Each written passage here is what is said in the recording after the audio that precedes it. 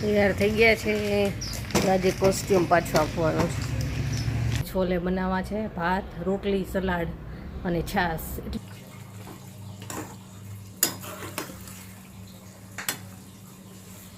Tiffin લઈને ગયા અને મોબાઈલ ભૂલી ગયા છે.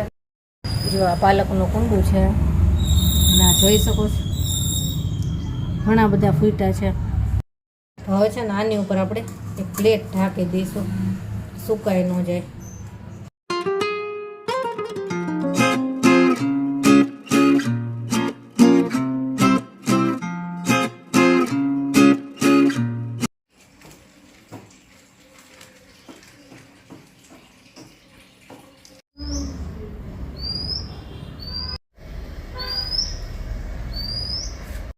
તૈયાર થઈ ગયા છે. આજે કોસ્ટ્યુમ પાછો આપવાનો છે. 2 દિવસ પહેરીને કંટાળી ગઈ. પેલા દિવસે ક્યાંય નહોતું, પણ કાલે એટલું આમ ખૂંચતું હતું ને ખબર નથી. બાય.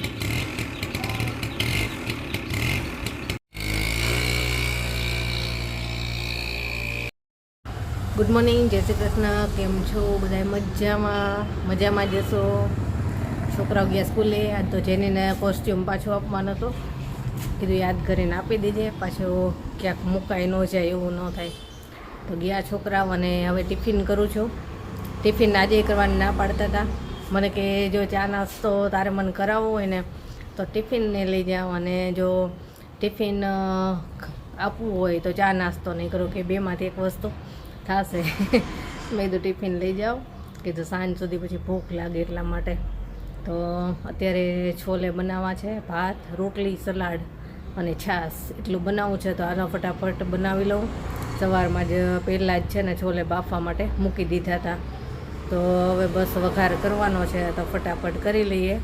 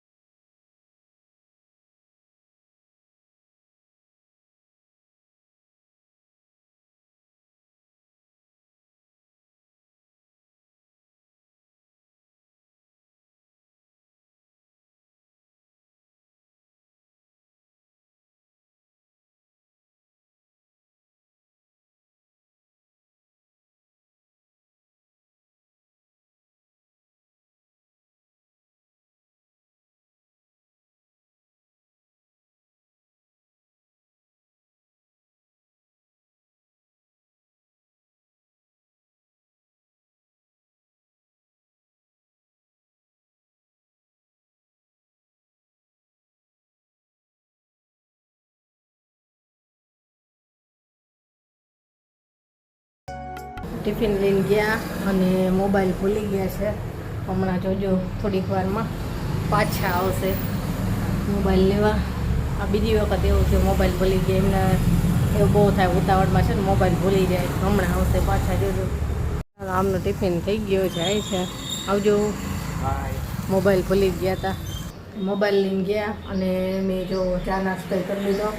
અને બધું કામ પતી ગયું છે આજે વાસણને બધું બતાવી દીધું તો હાલો હવે મારે વિડીયો એડિટ કરવા બેસવાનું છે તો બેસી જાઓ કેમકે મોડું થઈ ગયું ઘણું બધું કામ કરીને ફ્રી થઈને ત્યાં ચાલ ફટાફટ પહેલાં મારો વિડીયો એડિટ કરી લઉં અને આજે છે ને મગ ફણગાવેલા બનાવવાના છે રાત્રે પલાળી દીધા હતા અને જેનીને છે ને એ 2 દિવસથી કંઈ મારે ફણગાવેલા મગ લઈ જાવ છે નાસ્તામાં તો રાત્રે પલાળ્યા હતા એટલે સરસ પલળી ગયા છે અને હવે હમણાં છે ને બપોરે એક એના કાપડમાં બાંધી દઈશ પલાળેલા ભીનો કપડું હોય ને એમાં એટલે સવાર સુધીમાં સરસ એમાં કોટા ફૂટી જાય અને મસ્ત એકદમ પ્રોટીનથી ભરપૂર એવા હેલ્ધી મગ બની જાય હજી બપોરે એ કામ પણ કરવું છે હાલો જમવાનું તો ખબર જ છે છોલે મસાલા ભાત સલાડ રોટલી અને છાશ જેનીને મજા આવશે આજે અને એને છે ને આજે માથું દુખે છે એનું મૂડ નથી આજે જો માથું દુખે છે હાલો જમવા સાંજ થઈ ગઈ છે અને અત્યારે હવે મગ ઓલા કપડામાં બાંધવા છે એ બાંધી લઉં બપોરે ના બાંધ્યા કેમ કે મારે હજી થોડાક વધારે પલળવા દેવા હતા એટલે સરસ કોંટા ફૂટે એટલા માટે તો સાંજ સુધી પલળવા દીધા ને હવે સરસ એકદમ પલળી અને ફૂલી ગયા છે તો હવે એને કપડામાં બાંધી દઈએ અને કેવી રીતે બાંધવાના છે એ બતાવું પાછો મેં બપોરે છે ને એક વિડીયો બનાવ્યો છે સરસ મજાનો જાણવા જેવો એ આવશે આગળ જોજો તો હાલો એ મગનું કામ પતાવી દઉં અને પછી કરશું કંઈક રસોઈ અને જેની મને બતાવ્યું કે પાલકના બી આપણે ક્યારે વાવ્યા હતા કાલે વાવ્યા હતા પરમ દિવસે વાવ્યા હતા ને તો આજે એમાં ઝીણા ઝીણા કોટા ફૂટ્યા જો બતાવું જો આ પાલકનું કુંડું છે અને આ જોઈ શકો છો ઘણા બધા ફૂટ્યા છે અને હજી આપણે બીજા 2-3 કુંડામાં આ રીતે વાવી દેવા છે એટલે બધાય બી ઉગે જો 2 દિવસની અંદર તો ઉગી ગયા સરસ રીતે હજી બી વધ્યા છે ને એ વાવી દઈશ નથી તો પહેલાં મગને બાંધી દઉં કપડામાં પછી રસોઈ કરવાનો ટાઈમ થશે પાછો જો આ મગ કેવા મસ્ત પલળી ગયા છે એકદમ ખુલી ગયા છે એટલા બધા પલળી ગયા છે તો આને આપણે હવે કપડામાં બાંધશું ને એટલે સવાર સુધીમાં એકદમ સરસ થઈ જશે તો આને આપણે કપડામાં બાંધી લઈએ હજી એક ટોપલી લઈ લીધી છે એની ઉપર આ એક જાળીવાળી આપણે ચાળણી લઈ લીધી છે અને એની ઉપર આપણે કપડું રાખી દઈએ આ રીતે અને હવે આ મગને આપણે આની અંદર નાખી દઈશું આ બધા મગ આપણે આ કપડામાં લઈ લીધા છે અને હવે 4 છેડા ભેગા કરી લેવાના છે તમે ખાલી ચાળણીમાં મગ રાખી દો ને નીચે થોડુંક પાણી રાખી દો તોય થઈ જાય કપડામાં ન રાખો ને તોય હવે આને ગાંઠ મારી લેવાની છે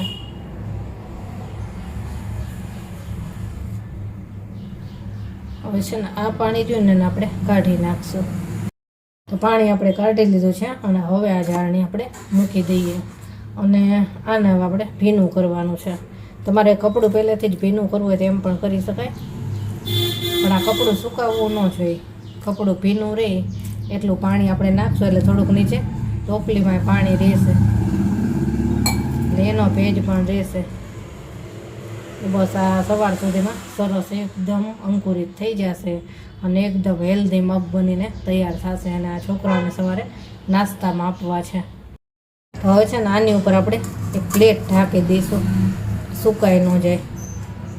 અને સવાર સુધીમાં આમાં સરસ કોટા ફૂટી જશે અંકુરિત થઈ જશે